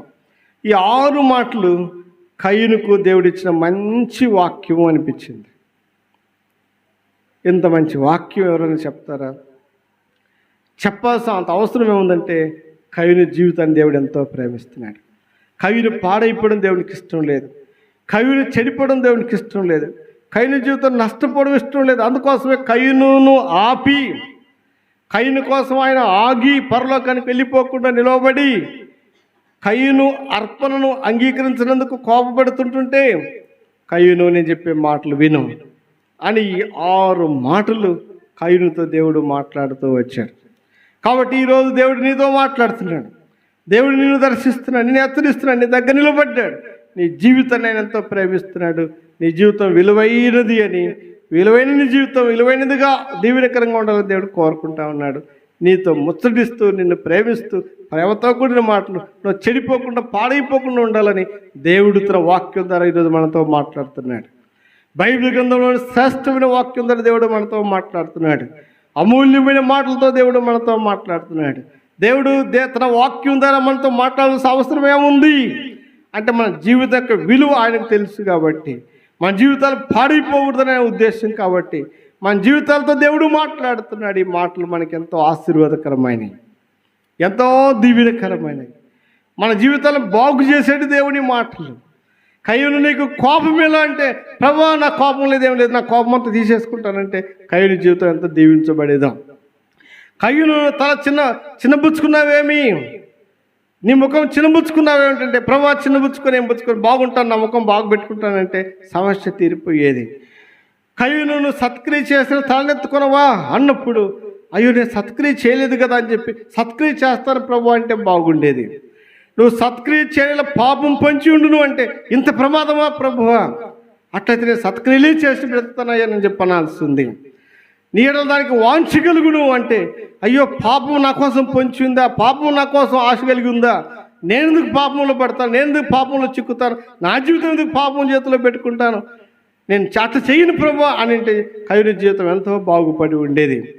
నువ్వు దాన్ని ఏలుతావు అని అంటే, నా బ్రతుకులో నా కుటుంబాన్ని ఏలుకోవాలి, నా జీవితాన్ని నేను పరిపాలించుకోవాలి, నేను మంచి మార్గం నడవాలి, కానీ నేను పాపాన్ని దురుకోవడం, పాపాన్ని బతకడం, పాపంలో బతకడం ఏంటి ప్రభు, నాకు వద్దు ప్రభు అని మార్చుకుంటే కయ్యూని జీవితం ఎంతో బాగుపడేది. యెహెజ్కేలు గ్రంథంలో దేవుడు మాట్లాడితే ఏమన్నాడంటే, నా ప్రజలు రాదగిన విధంగా నా దగ్గరికి వస్తారు, కూర్చోదగిన విధంగా కూర్చుంటారు, వినదగిన విధంగా వింటారు, కానీ వాటి ప్రకారం జీవించలేదు అని అంటాడు దేవుడు. చాలా బాధ ఏంటంటే, ప్రయాసపడి దేవుని దగ్గరికి వస్తున్నారు, ప్రయాసపడి దేవుని దగ్గర కూర్చుంటున్నారు, ప్రయాసపడి దేవుని మాటలు వింటున్నారు, వినియన్ని పట్టించుకోకుండా పక్కన వేసిపోతున్నారు, జీవితాలు నష్టపరుచుకుంటున్నారు. చెప్పాను కదా ప్రారంభంలోనే, కయ్యూను శాపగ్రస్తుడు అనే కారణం ఏంటంటే దేవుడు అతనితో మాట్లాడిన మాటలు త్రోసివేయటం ద్వారా. కయ్యూను జీవితం అసలు బైబిల్ గ్రంథంలో కోపం అనే పదం ఇక్కడే మనకు మొట్టమొదటిగా కనిపిస్తుంది. తర్వాత పాపం అనే పదం కూడా ఇక్కడే కనిపిస్తుంది. ఆ తర్వాత శాపం అనే పదం ఇక్కడే కనిపిస్తుంది, శపింపబడిన వాడవని. దిగులు అనే పదం ఇక్కడే కనిపిస్తుంది. ఆ తర్వాత నరహత్య అనే పదం ఇక్కడే కనిపిస్తుంది. దేశదిమ్మరి అనే పదం ఇక్కడే కనిపిస్తుంది. ఎంత పరిస్థితి రావడానికి కారణం ఏంటంటే, దేవుడు అందించిన మాటలు కయ్యూను ఖాతరు చేయకపోవడం ద్వారా ఎంత నష్టపోయాడు. ఎంత ప్రేమతో దేవుడు అంత మంచి మాటలు చెబితే, ఆ మంచి మాటలన్నీ హృదయంలో చేర్చుకొని దాని జీవితం అంతా చక్కపరుచుకొని ఉంటే కయ్యూను శాపగ్రస్తుడే మాట మనం చెప్పకుండా ఉండేవాళ్ళం, కయ్యూను నరహంతకుడని చెప్పకుండా ఉండేవాళ్ళం. కయ్యూను దేశదిమ్మరి అనే మాట బైబిల్లో ఉండకపోయి ఉండేది. కయ్యూను జీవితమే నరకపాత్రమైనదిగా ఉండేది కాకపోవు. అయితే ఇక్కడ ఏం చేశారంటే 8వ వచనం చూడండి, ఆదికాండం 4:8. కయ్యూను తన తమ్ముడైన హేబేలుతో మాట్లాడాను, వారు పొలంలో ఉన్నప్పుడు. మీరు బైబిల్ చదువుతూ ఉంటే కయ్యూను జీవితం, హేబేలు జీవితం అన్నదమ్ములు, ఒక తల్లి తండ్రి పిల్లలే. అట్లానే యోసేపు యాకోబుల జీవితాలు కూడా అలాంటివే. కానీ యాకోబు జీవితం, యోసేపు అని వాళ్ళ అన్న జీవితం ఎలాగుంటుందని ఇద్దరు కూడా కలుసుకున్నప్పుడు ఒకరి మెడ మీద ఒకరి బడి ముద్దు పెట్టుకొని ఇద్దరు ఏడ్చుకున్నారంట. అంత అన్యోన్య ఆప్యాయత వారిలోకి వచ్చింది. అందుకే దేవుడు ఏశావు సంతానం సేయూరు మన్యాన్ని వారికి ఇచ్చి, వారితో యుద్ధం చేయొద్దు, అది నేనే ఇచ్చాను వారికి అంటాడు దేవుడు. చాలా మంచి మాట చెప్పాడు. వారి దేశంలో ఒక అడుగుడు మీకేనంటాడు ఇశ్రాయేలీయులతో.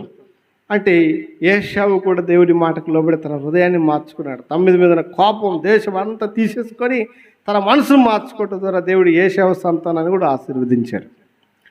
అయితే ఇప్పుడు కయ్యూను పొలములో ఏబేలుతో మాట్లాడుతున్నాడు. తర్వాత ఏం జరిగింది? పొలములో ఉన్నప్పుడు కయ్యూను తన తమ్ముడైన ఏబేలు మీద పడి అతనిని చంపెను అని రాయబడింది. కయ్యూను కడుపులో ఉన్న ద్వేషం మార్చుకోలేదు, కోపం మార్చుకోలేదు, ఆ భయంకరమైనటువంటి ఆ యొక్క స్థితి మార్చుకోలేదు. దేవుడు అంత బాగా మాట్లాడిన, అంత ప్రేమతో మాట్లాడిన తన హృదయం దేవునికి కదలలేదు. తన హృదయం దేవునికి బద్దలుగా లేదు.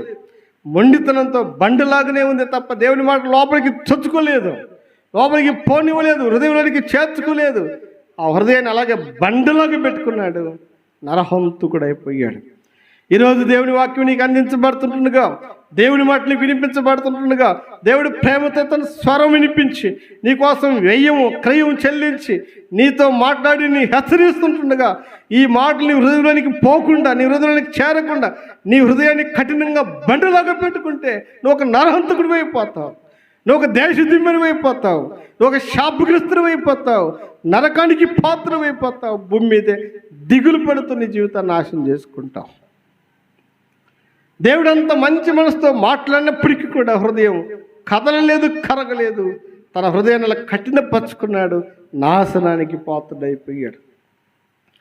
దేవుడి అనుగ్రహైశ్వర్యం మారు మనసు పొందకు నిన్ను ప్రేరేపించుతుండగా నీ హృదయ కాఠిన్యాన్ని అనుసరించి నీకు నీవే మారు మనసు పొందవా, దేవుని ఉగ్రతను, దేవుని యొక్క తీర్పుకు గురవుతావా అంటాడు దేవుడు. దేవుడు నాతోనే మాట్లాడుతున్నాడు, అయ్యో నాతోనే మాట్లాడుతున్నాడని నీ హృదయాన్ని దేవుని వాక్యానికి లోపరుచుకుంటే, దేవుని మాటలకు విధేయత చూపితే, లోబడితే, నీ జీవితం తెరిస్తే, నీ హృదయం తెరిస్తే, దేవుని మాటలు హృదయంలో చేర్చుకుంటే నీ జీవితమే మారిపోద్ది, నీ స్థితిగతులే మారిపోతుంది, నీ ప్రవర్తనే మారిపోద్ది, నీ నడితే, నీ మాటలే మారిపోతుంది, నీ హృదయమే మారిపోతుంది. ఒక కొత్త వ్యక్తి అవుతావు భూమి మీద.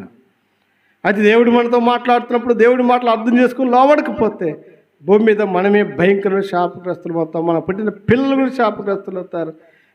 కయ్యూను సంతతి వారు కూడా అలాగే ఒకరిని చంపితే 7 మందిని చంపాడంటే ఒకటి. అంత శాపగ్రస్తులై జలప్రయంలో అందరు చచ్చిపోయారు. కయ్యూను సంతానం భూమి మీద ఒక్కరు కూడా లేరు. భూమి మీద లేరు. ఆయన సంతానమే కానీ రక్త సంబంధం ఒక్కడు కూడా లేడు. అంత స్థితి వచ్చింది. ఎందుకంటే దేవుడు ఆయనతో అంత ముచ్చటించి 6 మాటలు మాట్లాడినా సరే ఒక్క మాటను హృదయంలో చేర్చుకోలేదు, తన జీవితాన్ని మార్చుకోలేదు, మనసు మార్చుకోలేదు.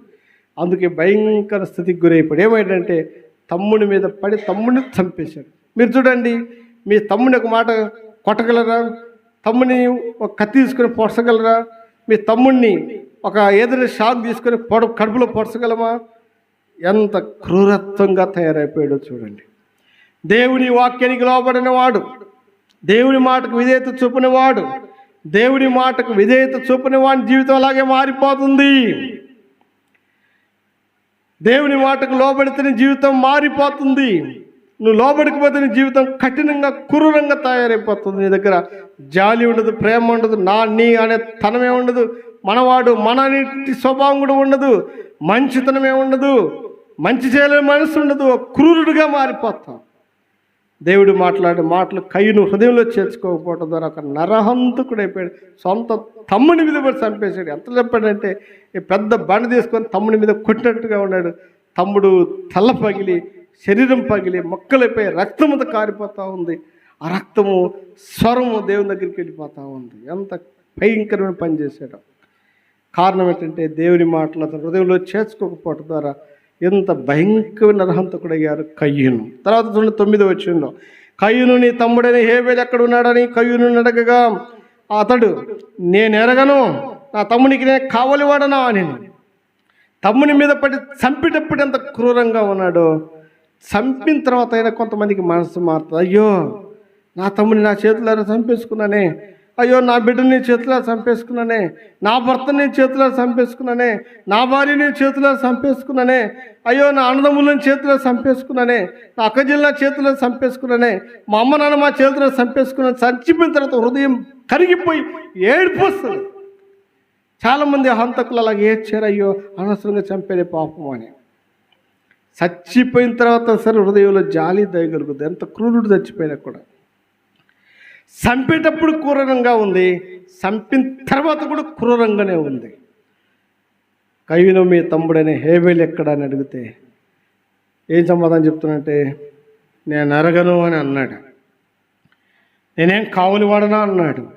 ఎంత కఠినత్వంతో నిండిపోయిందో హృదయం, ఎంత క్రూరత్వంతో నిండిపోయిందో హృదయం. నిజంగా దేవుని మాటలకు లోబడిన వారి జీవితం అంతా ఇలాగ అయిపోతుంది. దేవుని సువార్త అందించబడుతుంది, దేవుని వాక్యం అందించబడుతుంది, లోకమంతటా అందించబడుతుంది. ఎవరైనా సరే, వారు క్రైస్తవులు కానులైనా సరే, దేవుని వాక్యానికి లోబడకపోతే వాళ్ళ హృదయాలు ఇలా క్రూరంగా తయారైపోతాయి. తర్వాత చూడండి 10వ వచనంలో రాయబడింది, అప్పుడు ఆయన, నువ్వు చేసిన పని ఏమిటి? నీ తమ్ముని యొక్క స్వరం, నీ తమ్ముని రక్తం యొక్క స్వరం నేలలోండి నాకు మొరపెట్టుచున్నది. అంటే పాపం ఎలాంటిది అంటే, నువ్వు పాపం చేసి నువ్వు మౌనంగా ఉన్న పాపం మౌనంగా ఉండదు. నువ్వు నరహత్య చేసి నిజంగా ఎన్ని కేసులు పోలీస్ స్టేషన్లోకి వచ్చాయో. ఒక పిల్లని ఎవరు చంపేశారు ఎవరు తెలియదు అన్నారు, ఒక ఆమెను చంపేశారు ఎవరు తెలియదు అనుకున్నారు. కానీ ఒక అమ్మాయి బొంబాయిలో దిగి వెళ్తుంటుంటే అమ్మాయిని చంపేశారు, కొన్ని నెలలు పట్టింది తెలియదు అన్నారు. కానీ అన్ని కేసులు బయటకు వచ్చాయి. ప్రియాంక రెడ్డి అని ఒక అమ్మాయిని చంపేశారు, దిశ అని పెట్టారు అమ్మాయి పేరు. డాక్టర్ పాపం, కానీ ఎవరు చంపారో తెలియదు అన్నారు. కానీ మొత్తం కేసులన్నీ బయటకు వచ్చాయి. పాపము దాగదు, పాపం ఎప్పుడు దాచిపెట్టలేము. పాపమే బయటకు వచ్చేదిగో పాపం అని చూపిస్తుంది. పాపాన్ని మనం ఎప్పుడు దాచిపెట్టలేము. కాబట్టి నువ్వు చంపేసావు, ఎవరు తెలియదు అనుకుంటున్నావు, మౌనంగా ఉంటున్నావు, కానీ నీ పాపమే చెబుతుంది కయ్యూను అని అన్నాడు. అంటాడు ఆ కయ్యూను, హేబేలు యొక్క రక్తం యొక్క స్వరం నేలోంచి నాకు మొరపెడుతుంది అన్నాడు. పాపం మనం దాచిన అది దాగదు. అందుకే పెద్దలు అంటారు, దొంగతనం ఆగదంట, వ్యభిచారం దాగదంట. దొంగతనం దాగదు, వ్యభిచారం దాగదు, ఏదో రోజు బయటపడుతుంది. పాపాన్ని దాచలేము, పాపాన్ని దాచే స్థలం లేదు. పాపాన్ని మనం కప్పిపెట్టలేము, అది దేవుని దగ్గరికి చేరుతూ ఉంది. 11వ వచనం చూడండి, కావున నీ తమ్ముని రక్తమును నీ చేతిలో పుచ్చుకొనుటకు నోరు తెరిచే ఈ నేల మీద ఉండకుండా నీవు శపింపబడిన వాడవు. నీ తమ్ముని యొక్క రక్తం నేల మీద ఉండటకు కారణమైన నీవు ఈ నేల మీద ఉండకుండా శపింపబడిన వాడవు. భూమి మీద శపింపబడిన వాళ్ళు అసలైన కారకుడు ఎవరంటే, ఇంత శపించబడ్డాడు ఎవరంటే ఈ కయ్యూనే. ఇంత శాపగ్రస్తుడు ఇంకెవరు లేరనుకోవాలి. అంత నేల మీద ఉండకుండా నువ్వు శపింపబడిన వాడు అని అన్నాడు. 11వ వచనం చూడండి, 12వ వచనంలో, నీవు నేలను సేద్యపరిచినప్పుడు తన సారం ఇక మీద నీకు ఇయ్యదు. నువ్వు నేలను సేద్యపరుస్తావు కానీ సారం ఇవ్వదు. ఎందుకు? పొలాలలో మనం మందులు చల్లుతున్నాం, ఎరువులు చల్లుతున్నాం అంటే పొలంలో బలం లేదు, పొలంలో శక్తి లేదు. నీళ్లు ఎందుకు మనం కొని తాగుతున్నామంటే మనకు వస్తున్న నీళ్ళల్లో బలం లేదు. అదొక శాపం. అసలు ఊరి మీద తాగడానికి సమృద్ధికి నీళ్లు లేవంటే అది కూడా ఒక శాపమే. నీళ్లు కొని తాగడం అంటే ఇదెక్కడి విచిత్రం అనిపిస్తుంది.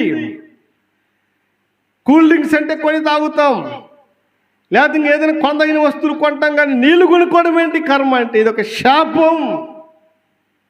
ఇదొక శాపమే. నీళ్ళు కొని బతకాలంటే మనం ఎన్నాళ్ళు కొంటాం, ఎన్నాళ్ళు బతుకుతాం మనం. ఇదొక శాపం. నరహత్య ద్వారా తమ్ముని మీద పడి తమ్ముని చంపుట ద్వారా వచ్చే శాపం ఏంటంటే నేలను సేద్యపరిచినప్పుడు తన సారం ఇక మీద నీకు ఇవ్వదు అని అన్నాడు. భూమి మీద శాపం, ఇది ఒక శాపం. కారణం పాపమే, పాపమే, పాపమే.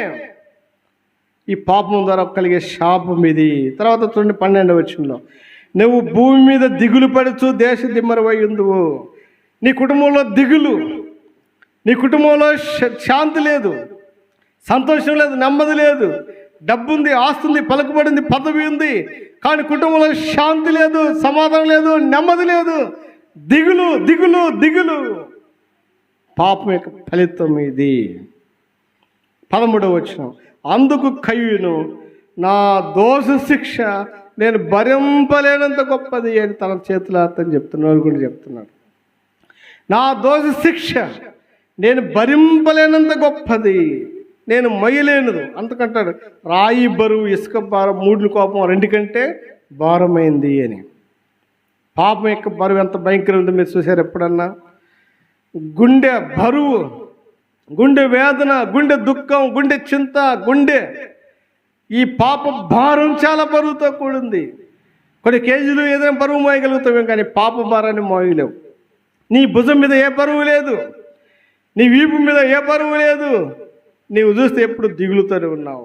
అయ్యో నేను భరించలేను, అయ్యో నేను భారం మోయలేను, అయ్యో నా వల్ల కాదు, అయ్యో నా శాత కాదు అది ఎందుకు ఏడుస్తున్నావు అంటే నీ హృదయంలో ఉన్న భారం అది. అది పాపంతో కూడిన భారం. అది కయ్యూను చేసిన పాపమును బట్టి నా దోష శిక్ష నేను భరింపలేనంత గొప్పది అని ఆ భారాన్ని నరహత్య భారం, అది వ్యభిచార భారం, దొంగతనం యొక్క భారం.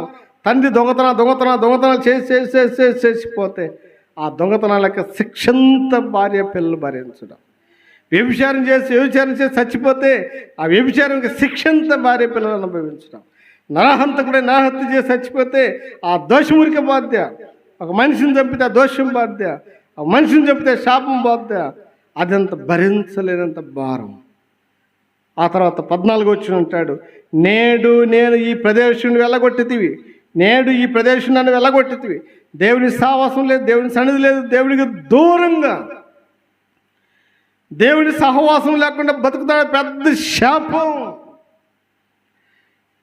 ఇశ్రాయేలుతో దేవుడు చెప్తూ దీవెనల గురించి చెప్తాడు, నువ్వు నా మాట వినకేడలా, నా ఆజ్ఞలు గైకొనేడల్లా దన్ని దేశాల గురించి చెదరగొట్టబడతావు. అక్కడ కొయ్యవి, రాతివి, మూగ బొమ్మలు పూజిస్తావు, నీ శాపం అది అని అన్నాడు దేవుడు. నా మాట వినక నా ఆజ్ఞలు గైకొనకపోతే కొయ్యవి, మూగవి, రాతి బొమ్మలను పూజిస్తావు అని అన్నాడు. ఎంత శాపమో ఇది! శాపం, పెద్ద శాపం. జీవంగా దేవునితో సహవాసం లేకుండా, జీవంగా దేవుడు ఎరగకుండా బతికే శాపం కూడా భయంకరమైంది. బైబిల్ ఏమి రాబడిందంటే, నన్ను ప్రేమించిన ఆజ్ఞ గైకుని వారిని 1000 తరముల వరకు కరుణించేవాడిని అయ్యున్నాను అన్నాడు. అయితే నన్ను ద్వేషించే వారి విషయంలో 3-4 తరముల వరకు తండ్రుల దోషం కుమారుల మీదకి రప్పించేవాడిని అయ్యిందని అన్నాడు. ఇది పెద్ద శాపం. ఏంటంటే మన తల్లిదండ్రులు చేసుకున్న పుణ్యం అని చెప్పుకోవాలి. ఈరోజు దేవుని దగ్గరికి వచ్చి, దేవుని ముందుకు వచ్చి, దేవుని సన్నిధిలో గడుపుతున్నామంటే, దేవుడెవరో తెలుసుకున్నామంటే, దేవుని ప్రేమ ఏంటో తెలుసుకున్నామంటే, పరిశుద్ధులైన దేవుడెవరో మనం ఎదిగినామంటే ఇది ఒక ఆశీర్వాదం అని చెప్పాలి. మా నమ్మనాలు చేసుకునే పుణ్యం ఇది. వాళ్ళు ఏదో అంతో కొంత దేవునికి చోటు ఇచ్చారు కాబట్టి ఈరోజు మనం దేవుడిని ఎరిగినాం. మన తల్లిదండ్రులే మూర్ఖులైతే మనల్ని మూర్ఖులుగా తయారు చేసేవారు. మన తండ్రులే తిరుగుబాటు చేసి మనల్ని కూడా తిరుగుబాటు చేసి మనల్ని నూరిపోసే వాళ్ళు అవన్నీ కూడా. తండ్రి పెద్ద మూర్ఖుడైతే ఆ మూర్ఖత్వం కొడుకులు కూడా ప్రారంభమవుతుంది. అదే పిల్లలు కూడా వస్తుంది. అందుకే పిల్లలు దేవుని ఎరగకుండా బతుకుతున్నారు. అదే పెద్ద శాపం అది భూమి మీద. జీవంగల దేవుడెవరు, పరిశుద్ధులైన దేవుడెవరు ఎరగకుండా బతుకుతావు, అంతకంటే శాపం మరొకట్లేదు. నేడు ఈ ప్రదేశం నన్ను వెళ్ళగొట్టింది, అదొక పెద్ద శాపం. నీ సన్నిధికి రాకుండా వెలివేయబడి దిగులు పడుతూ భూమి మీద దేశ దిమ్మరనయ్యుందును. దేవుని సన్నిధికి వచ్చే భాగ్యం కూడా లేకుండా పోయింది. భూమి మీద దేశ దిమ్మరిగా దిగులు పడుతూ బ్రతుకుతున్న బ్రతుకొచ్చింది. ఆ తర్వాత కయ్యూను సంతతి వారు 6వ అధ్యాయంలో చచ్చిపోయారు. ఇంకా లేరు భూమి మీద ఇంకెవరు కూడా. అందుకే రాయబడింది, నీతిమంతుల సంతానము నిత్యం నిలుచును అంట, భక్తిహీనుల సంతతి నిర్మూలమగునని రాయబడింది. క్లోజ్, ఇంకా వాళ్ళ చాప్టర్ క్లోజ్. వాళ్ళ పిల్లలు కూడా భూమి మీద ఉండరు. ఇంకా అది పెద్ద శాపం కయ్యూను జీవితానికి. కారణం ఏంటంటే కయ్యూనుతో దేవుడు ప్రేమతో మాటలు అర్థం చేసుకొని తన జీవితాన్ని దిద్దుకొని దేవుని తట్టు తిరిగిపోవటం ద్వారా ఎంత శాపానికి గురైపోయాడు. తన పిల్లలు కుటుంబాలు నాశనం చేసి పెట్టాడు. అయ్యో మేము ఎందుకు ఈ స్థితికి వచ్చామంటే మా నాన్న చేసిన పని, ఎందుకు మేము శాపగ్రస్తం మా తండ్రి చేసిన పని. ఈరోజు చాలామంది దుష్టులైన తల్లిదండ్రులు చేసిన పనులు పిల్లల జీవితానికి శాపం ఎక్కువచ్చుంది. మనం అలాంటి స్థితికి గురి కాకూడదని దేవుడి ప్రేమతో మాట్లాడుతున్నాడు. ఈ రాత్రి మనతో మాట్లాడుతున్నాడు. ఒక్క నిమిషం మోకరించి ప్రార్థన చేసుకుందాం. దేవుడు నీతో మాట్లాడుతున్నాడు. ఒక నీ జీవితం దేవుని దగ్గర సరిలేదేమో, నీ హృదయ స్థితి దేవుని దగ్గర చక్కగా లేదేమో. కయ్యూను జీవితాన్ని దేవుడు ప్రేమించి కయ్యూను జీవితం దేవుడు సరి చేద్దామన్న ఉద్దేశం చేత కయ్యూనుతో దేవుడు మాట్లాడుతున్నా. కయ్యూను నీకు కోపమేలా, అది తీసేసుకోయా అని చెప్తున్నాడు. నీ ముఖం ఎందుకు చిన్నబుచ్చుకున్నావు, అది కూడా తీసేసుకో అని చెప్తున్నాడు. నువ్వు సత్క్రియ చేయడలా నువ్వు తలనెత్తుకొనవా, సత్క్రియ చేసిన తలనెత్తుకొనవా. నువ్వు మంచి పనులు చేస్తే తలెత్తుకుంటావు కదయ్యా, నువ్వు చేసింది మంచి పని కాదు, కయ్యూను అర్థం చేసుకో అని చెప్తున్నాడు. సత్క్రియ చెయ్యని ఎడల పాపం పొంచి ఉంటుంది, జాగ్రత్త అని చెప్తున్నాడు. తర్వాత నీకు దగ్గర పాపం పొంచుంది, నీ మీద ఆశ పెట్టుకొని ఉంది, వాంఛ కలిగి ఉంది, నువ్వు దాన్ని ఏలుతావు. కయ్యూను నువ్వు దాన్ని ఏలాల్సి వస్తుంది. కయ్యూను నువ్వు పాపానికి గురి కావాల్సి వస్తుంది. కయ్యూను అయ్యో కయ్యూను నీ జీవితం నష్టపరుచుకుంటావు కయ్యూను అని దేవుడి ప్రేమతో ఆయనతో మాట్లాడితే ఒక్క మాట కూడా లోపల చేర్చుకోలేదు, ఒక్క మాట హృదయంలో చేర్చుకోలేదు. దేవుడు అంతసేపు దేవుడు మాట్లాడినా కూడా, అంత ప్రేమతో మాట్లాడినప్పటికి కూడా ఒక్క మాట దేవుడి మాట హృదయంలో చేర్చుకోలేదు. కయ్యూను తన తమ్ముడిని చంపేశాడు. అతని రక్తం నేలోంచి దేవుడికి మొరపెట్టింది. దేవుడు మాట్లాడుతుంటే ఇంకా కఠినంగా ఉన్నాడు. కానీ నిన్ను బట్టి భూమి మీద నేల సారం ఇవ్వదు, నేల పంట ఇవ్వదు. నిన్ను బట్టి భూమి శపించబడింది. నువ్వు దిగులు పడితే దేశ దిమ్మరపోయి ఉంటావు. నీ దోషశిక్షణ భరింపలేంత గొప్పది. ఆ తర్వాత కయ్యూను సంతతి భూమి మీద లేకుండా పోయారు. ఎంత శాపమో. దేవుని సన్నిధికి రాకుండా తొలివేయబడ్డాడు. దేవుని సన్నిధి నుంచి వెళ్ళగొట్టబడ్డాడు. దేవుని సన్నిధి, దేవుని సావాసం అంటేనే తెలియకుండా చనిపోయాడు. అదో పెద్ద శాపం. నీవే కానీ నీ పిల్లలు కానీ దేవుని ఎరగకుండా, సృష్టికర్త పరిశుద్ధుడు జీవముగల ఆ గొప్ప దేవుడు ఎవరో తెలియకుండా బతకడం అంటే పెద్ద శాపం. నువ్వు నీ పిల్లలదే శాపంగా ఉండాలని కోరుకుంటావా? ఇప్పుడైనా మీరు దేవుని మాట విని, ఇప్పుడైనా మీరు దేవునికి లోపడి, అయ్యో ఇప్పటికీ నా జీవితం చాలా నష్టమైపోయింది ప్రభా, ఇప్పటికీ నా జీవితం చాలా నష్టపరుచుకున్నాను అయ్యా, నన్ను క్షమించండి అయ్యా అని ఈ రాత్రి చిన్న ప్రార్థన చేసుకుంటారా? ఈ రాత్రి అయినా నేను దేవునికి లోబడాలని ఆశ ఉంది, నేను దేవుని మాట వినాలని ఆశ ఉంది, దేవుని మాటకు నా హృదయం ఇవ్వాలని ఆశపడుతున్నాను. నా హృదయంలో ఏ పాపం ఉన్నా, ఏ చెడుతున్నామన్నా అది దాచుకోకూడదు, ఉంచుకోకూడదు. ఇప్పుడే విడిచిపెట్టి నేను మార్పు చెందాలి, మారుమనసు పొందాలి ఆశ కలిగి ఉన్నాను అని ఒక తీర్మానం నేను చేసుకున్నాను. నా కొరకు ప్రార్థన చేయండి అన్నవారు ఉంటే మీ కుడిచి ఒక్కసారి ఎత్తి పైకి చూపించండి. ఈ రాత్రి వాక్యం విని అమ్మ దేవుడిని దీవించుగాక. ఒక్కసారి మీ తీర్మానం చేతి ఒకసారి దేవుడి మీద దీవించుగాక. చక్కగా చేస్తామా? ఇంకెవరైనా ఉన్నారా? ఈ రాత్రి నేను రక్షించబడాలా, నేను మార్పు చెందాలి, నేను దేవుడి మాటకు లోపడాలని తీర్మానం కలిగిన వారు మీ కుడి చేతి ఒకసారి చూపిస్తారా? ఒక్క మాట ప్రార్థన చేస్తాను. ప్రార్థన చేసుకున్న ఒక్క మాట. దయగలుగుతారని మీ స్తోత్రాలు. ఈ మాటల కొరకే మీకు వందనాలు. ఈ మాటలు మీరు దీవించి ఆశీర్వదించండి. కొంతమంది బిడ్డల తీర్మానంలోనికి వచ్చారు. ఇక కయ్యూను లాంటి శాపగ్రస్తమే కాకూడదని మీరు కోరుకుంటున్నారు. మా కొరకు ఎంతో హెచ్చించి ఈ మాటలు అందింపజేస్తాం. ఈ మాటలు ప్రతి వారి హృదయంలో నాటి ఫలింపచ్చాయి. దూరం నుండి ఈ మాటలు ఉన్న వారు కూడా మీరు ఆశీర్వదించమని యేసుక్రీస్తు వారి నామములో ప్రార్థిస్తున్నాము తండ్రి. ఆమేన్.